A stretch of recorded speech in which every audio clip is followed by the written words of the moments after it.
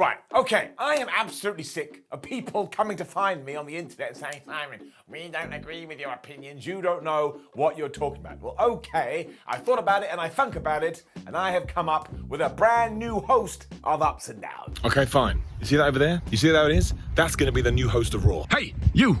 Do you want to come and, review Finn Balor and Judgment Day doing stuff? Stop ignoring me. Unbelievable. Unbelievable. So you all come at me, and you all get mad at me. Well, I tried to replace myself. The horse doesn't want to do it. The stupid horse didn't want to come back into the studio, and without the green screen, we can't do the damn show. So you're stuck with me. So the next time you want to tweet me, think about the horse. Otherwise, hello, my name is Simon Miller. I'm doing this weird robotic wave today because it feels pretty good. And WWE did just have Monday Night Raw. So I'm going to take my finger of power and I'm going to give the good bits an up and the bad bits a do, because I've been doing it since 2016 and I'll do it till I die. Let's up those downs.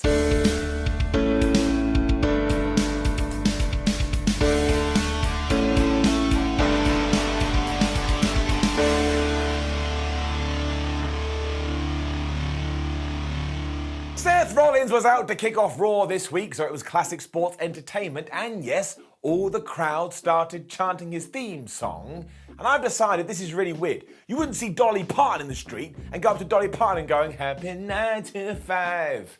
Man, I bet that happens to that poor woman all the time. Anyway, Rollins was super pumped and super happy that he was now done with Riddle, because of course he beat him at Clash of the Castle, because now he has his eyes set on something else, namely championship gold. Now, I got very excited about this because I assumed he was talking about Roman Reigns, and to be fair, we're not 100% sure, but there was a twist later. We will talk about it. This is when Matthew did interrupt, even though Seth hadn't really said anything bad, but he was so annoyed. He had a microphone, he just went, bro. But he got in the ring and he started to pummel the crap out of Seth to the point they tumbled over the top and they were brawling on the floor. Eventually Rollins ran away because he wanted nothing to do with this, which left Riddle in the ring, when all of a sudden WWE did their new favorite thing, which is those transitions, because then Judgment Day came out because they wanted to have a chat to Matthew. Finn Balor and Damian Priest too were all like, oh man, Riddle, calm down, don't worry about it, just hang out and play Nintendo, because we're not here to do anything bad. And the absolute best part about all of this is that Finn Balor has started to wear a bandana. I tell you, this is the best thing we have ever done to Finn. He is such a good asshole. Anyway, the whole point is that they're looking for new members in their group, and I suppose they wanted a hookup, hence why they asked Riddle. But Matt was all like, no, I don't want to do that. I just want to beat up Seth, so I'm going to have to say no. Surprise, surprise, the Judgment Day basically then went, oh, you're a massive drug addict, and they started to have a fight. And then we cut to commercial, and when we came back, it was Matt Riddle versus Finn Balor. And I was like, oh man, the content guns are just going absolutely crazy. And while I'm pretty sure they have had a match before, do I remember it? No. Priest also stayed on the outside, so he was using all of his mana just to cast distraction. And honestly, this got a little bit ridiculous. Like, any time Riddle started to get back into it, Damo would just be like, hey, look over here. And every time Matt would be like, huh? So Finn Balor talked it. The best part, though, is when Rey Mysterio must have teleported down from the Starship Enterprise, because he attacked Damian Priest, because of course he's basically ruined his entire family life. And then Finn Balor and Matt Riddle had all their finishers stored, their power meters were super high, because they just went finisher attempt, but nobody was able to hit it. The problem, though, is that eventually Seth Rollins came back out, and he was casting distraction too, and I was like, Riddle, you need to go back to your damn trainer. This was doubly bad, because he was about to hit the RKO, but you already know the deal. Balor hit the DDT, he finished him off with the coup de grace, and once again, Finn Balor got a win on Raw. Don't forget there was a time when that never happened. The whole segment also finished after Seth gave Riddle another curb stomp. And I know, I agree with you, this angle is a little bit weird, because it's one guy saying, hey, I want another fight, and the other guy saying, no, I already beat you clean in the middle, why would I do it again? It's very accurate. However, this was a fun start to Raw, especially because it was just the chaos of sports entertainment. Almost like Vince McMahon was back, but up. Quick interview with Damage Control after this, and Bayley was basically like, Dakota Kai and Io Sky will win the Women's Tag Team Championships later. And then when Sarah Shriver did say, oh, do you remember when you pinned Bianca Belair recently? Bells went, yep, I don't want to talk about it. And she left. So there is your women's title feud, and we will get into more of that later. And good. Who doesn't want to see Bianca Belair versus Bayley? And then here was Dominik Mysterio. there's no two ways about it, somebody has definitely been playing him My Chemical Romance records. Because this was part of some weird, disturbing, creepy video where he was just staring off into the abyss, and he may as well have been holding up a sign that said, yes, I'm the bad guy now. But I cannot tell a lie because my parents raised me better than that.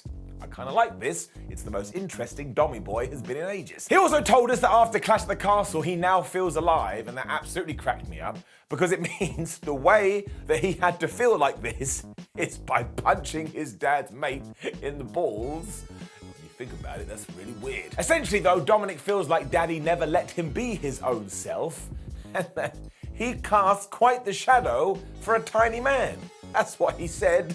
Once again, I had my gun out because I was like, oh man, shots fired. It's also a pretty terrible thing to say because Dom, without this guy, you ain't gonna be on this planet. And this is when Rhea Ripley popped in and whispered something in his ear, although we don't know what that was, so I'm hoping that she said, we need a Banjo-Kazooie sequel. Because we do. I also think the last line was Dominik shouting out, I'm not your baby boy anymore, I'm a man.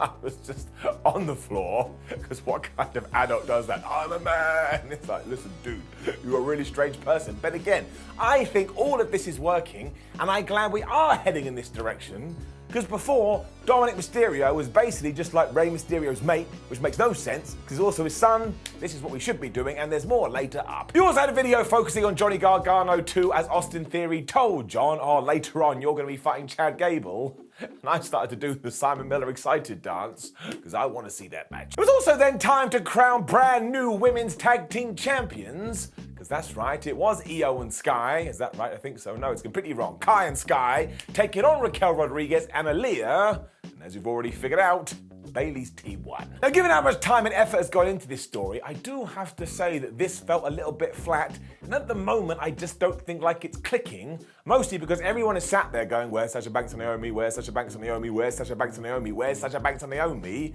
and they're only gonna get off their ass when they see Sasha Banks and Naomi. I also kind of think, looking back now, we only gave the belts to Aliyah and Rodriguez because it was something to do that was going to surprise people. And when you tie that up in a little bow, I do think it has to get it down. It just hasn't worked. The match did do what it had to do though, and as I always say, once again it felt like Raquel was carrying the load, whereas Aliyah wasn't doing anything. So now that they have lost the championships, surely one is going to turn on the other and be like, oh man, I hate you so much, you've made my life a misery. Now it kind of feels like Ali is going to turn on Rodriguez. That makes no sense to me because quite clearly WW wants to push Raquel, and that would be the best way to do it. Otherwise though, Rodriguez went after Bayley at one point because she was being an absolute nuisance on the outside when Io Sky came off the top with this moonsault. And honestly, if Raquel Rodriguez does not have a black eye this morning, she a lucky pup. That left Aliyah all by herself though, where Dakota Kai hit this bizarre, flippy, ups and downs, lefts and rights code breaker thingamajig. I mean, it did make some people in the crowd go, because they couldn't believe it. And then she just pinned it and she won. And like I said, there was confetti and like, oh my gosh, I can't believe we've done it. For some reason, it just, something was missing. I had no problem with the match though, and I did enjoy it for what it was, so I am going to give it an up. But we need more focus with this at the moment. I'm not even wearing a watch. We then just had the best segment with the Mysterios because Ray found Dominik, who wouldn't look at him. He was like, my son, I can't believe you felt this way. I was like, Ray, are you kidding me? I only watched the program and even I knew he felt this way. You are a terrible father. Daddy also kept going on saying, Edge is a dangerous man, my boy. You must be careful. When Rhea Ripley just walked in and went, Dominik, this is a waste of our time. And they left. And I don't know why, but I really like Rhea and Dom together. It just wasn't on my 2002 bingo card. Don't even worry about that though, because up next it was indeed Chad Gable versus Johnny Gargano. This was wonderful. This probably has happened before, but I don't remember, so I was enjoying it as a first-time match. Something that really made me laugh is that even though it's close, I'm pretty sure Chad Gable is taller than Johnny Gargano. And don't forget, it was only a couple of years ago when we were calling Gable Shorty G, also known as the Walking Biscuit. So how dumb is that gimmick now? He's taller than people in your roster, but you were still going, you're not very tall. Otherwise, it was just such good chain wrestling, and eventually Gargano hit this awesome slingshot spear. So Gable's like, all right, I'm going to give you this German bridging suplex. And I just sat there doing this with my arms like I was conducting, because I don't know how they're so damn smooth. I mean, it was so damn smooth, I think my foot came off, and then they were just reversing each other's finishes as if it was super easy, barely an inconvenience. And when nobody could get the upper hand, they started to punch each other in the face. Gable got thrown to the outside, Otis caught him, so Johnny was like, all right, he did this dive, and everybody went crashing into Alan the announce table. This left Gable vulnerable because he was flashing red like he was a bus, so of course Gargano hit the one final beat, and he pinned him clean in the middle of the ring. And that just makes me feel so good and warm and fuzzy in my tum-tum. Do I think any less of Chad Gable? No, he just got beaten by the better man on the night, and afterwards too, Otis came after Gargano, he just went bump, he gave him the cross chop, and he ran away. All of this worked, all of this ticked my boxes, and all of this is getting it up. Sadly, he wasn't going to be able to get out there scot-free because from nowhere, Austin Theory appeared and he twonked him with the briefcase. And then he went to the ring and he started to do his whole, oh man, I'm Austin Theory and I've got all these accolades. When out came Kevin Owens. Ooh, delally. They once again got a great pop, which is so crazy to me because a few weeks ago it did like we were going to turn him heel. But I don't think we're going to be able to do that now because he cut this promo that will just put fire in your Tootsie Toes. I mean, when it was done, I was like, where's a wall? I'm going to run through it. Because he just opened up on Austin saying, look, you're no longer the handpicked guy. Everything that's been handed to you was on a silver platter. And while I can understand that, because when I won the Universal Championship, it was the same situation, apart from that, I've been busting my ass, whereas you're hanging around just flexing. He then went into this tirade about how we've seen dozens and dozens of Austin Theories, whereas people like Kevin Owens and Johnny Gargano are 1 in a million, which is why wrestling needs them so badly. And really, Theory could probably vanish out of existence and nobody would care. He also said that Theory was completely expendable. I looked up expendable, and it basically means you have no significance and therefore should be destroyed. Destroyed! Kevin then changed his tact a little bit because as it turned out he was trying to get under Austin Theory's skin, so he does do it the right way, and clearly Theory wasn't understanding any of this, so Kev just stood there and he slapped him right around the face. This then triggered a huge brawl, and clearly Theory must have taken something bad because his nose was bleeding, but flubbed me sideways. This was absolutely terrific, and now I do want to see Kevin Owens versus Austin Theory, and I want Owens to take the Money in the Bank briefcase away from him. I can't help it. Kevin also shouted out this was only beginning, and I do believe they are going to have a match next week. The best part is Theory now has so many enemies. In fact, so many people want to feud with him. It wouldn't surprise me if I turned up on Raw next week and I got into it with the too. Kevin Owens is also just such an asset to any company. I didn't see this coming. He just stormed out and went absolutely crazy, to the point it doesn't just get an up, it gets a golden up, because it's just one of those weeks where if you go out there and you cut a promo like this, you get me all inspired, whack it on the board. During all of this too, Austin did have the line, you don't look like me, nobody can look like me. Bro, you're in the WWE, 90% of the people actually do look like you. Raw then got really random because Bianca Belair came out and she got on the microphone and was all like, I want to be a fighting champion, so let's get into a fight right now. Of all the people, it was Sonya Deville as well, because way back in the day, she feels like Bianca cost her general manager position. So they had a match, and it was okay. I also think the championship may have been on the line. I do want to point out that I think Deville has a massive upside and that we have no way tapped into her potential yet. But we had two problems here. One, this was a little bit rough and ready, which is fine, they're human beings. They're allowed to make mistakes.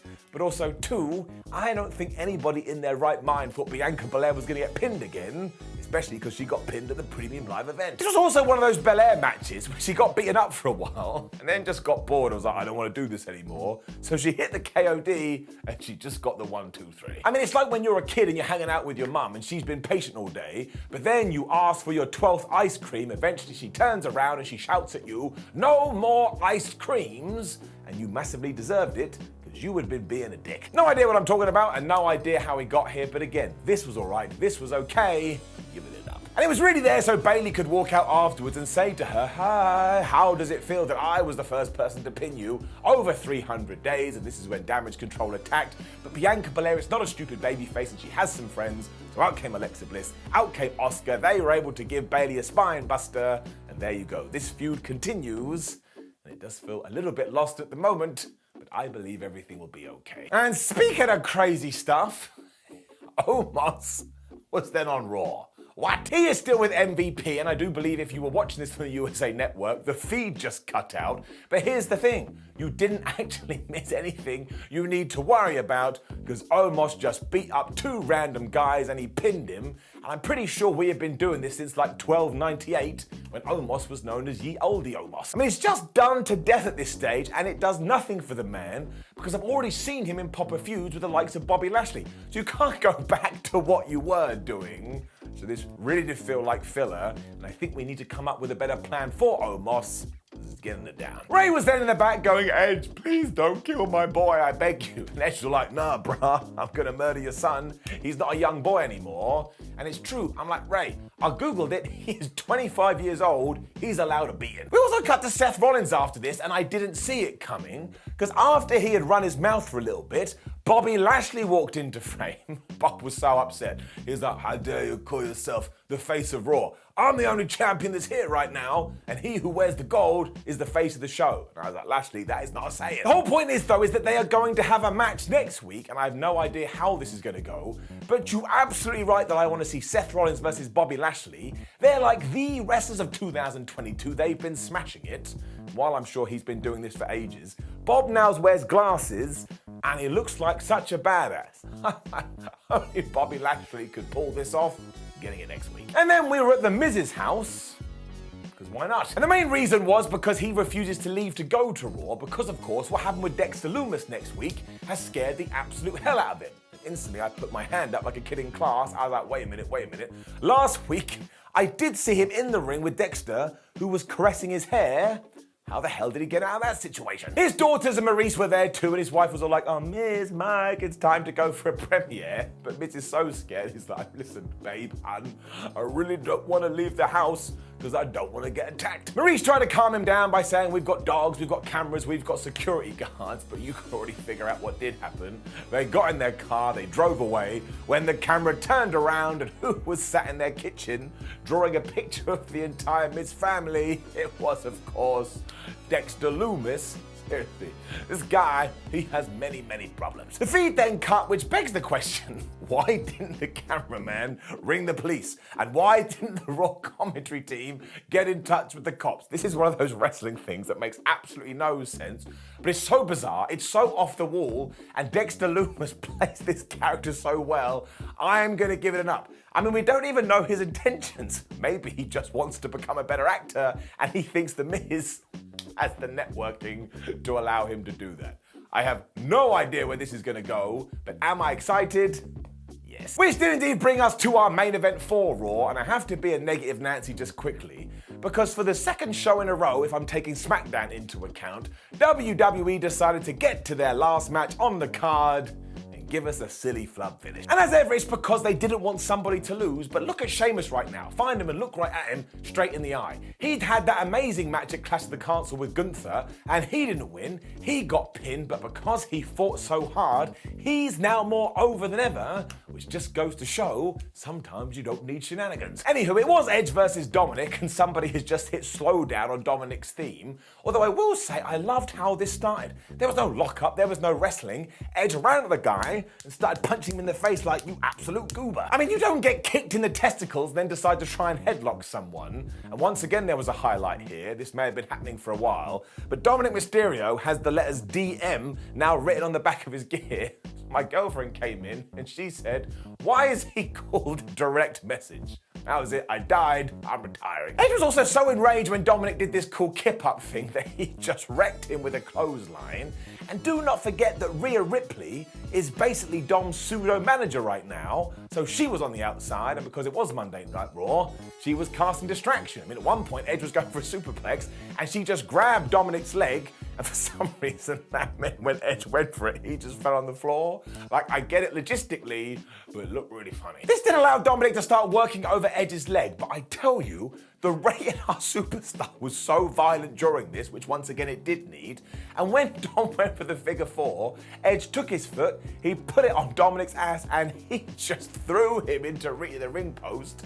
I mean, that boy hit hard. There was this nice sequence when Edge went for the Impaler DDT and the Edge-O-Matic, but when he went for the spear, Dominik Mysterio, my word, he rolled through straight into a single leg Boston Crab. I started clapping. That looked really good. This isn't Edge's first rodeo though, so he was able to reverse that into the most devastating move in all of sports entertainment, the Sprayers roll up.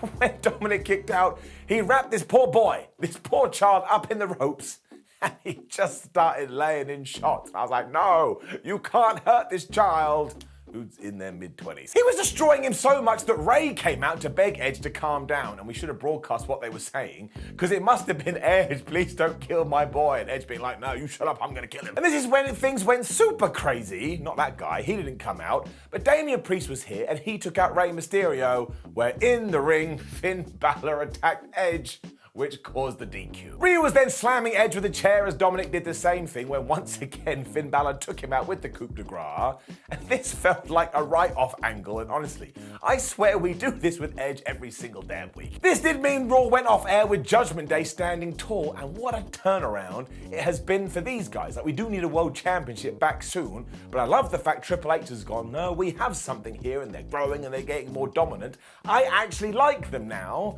and look, for 95% of this match, I really enjoyed it too, so it is getting it up. But you do have to give it a down for another flub finish, because look, would it have been the worst thing in the world with all the craziness going on if Dominik Mysterio had won? The answer is no. I mean, you also had a dad that can't handle his emotions, so that could have tied in. But again, let's just recap. On Friday, Drew McIntyre was about to be victorious when Karrion Kross attacked him, and then we just did the same thing on Raw. Sometimes it just feels a little bit lame, although I will say WWE is doing this far less, and that's some thumbs. Which did indeed bring us to the end of another episode of Raw, and once again I'll say this, it is certainly lacking in pizzazz, but we have all these long-term storylines in place, and we just do a little bit here, and we do a little bit there, and I bet when we get to the pay-per-view it starts to ramp up. That's all I can ask, and I'm never bored. These shows are very well put together, and it is getting it up. Now please do leave a comment below and let us know what you thought about last night's episode of Raw. Like the video, share the video, and subscribe. Head over to WhatCulture.com where you can read yourself some articles. Come follow us on social media at WhatCulture WWE and Simon Miller 316. I never would have put the 316 on there if I had known what my future holds, but don't worry about that, and watch some more videos instead. My name is Simon WhatCulture. Thank you for joining me once again, and like I already told you, no horses. I tried like Terry Funk, and they wouldn't join me, so you're just gonna have to put up with the bald a-hole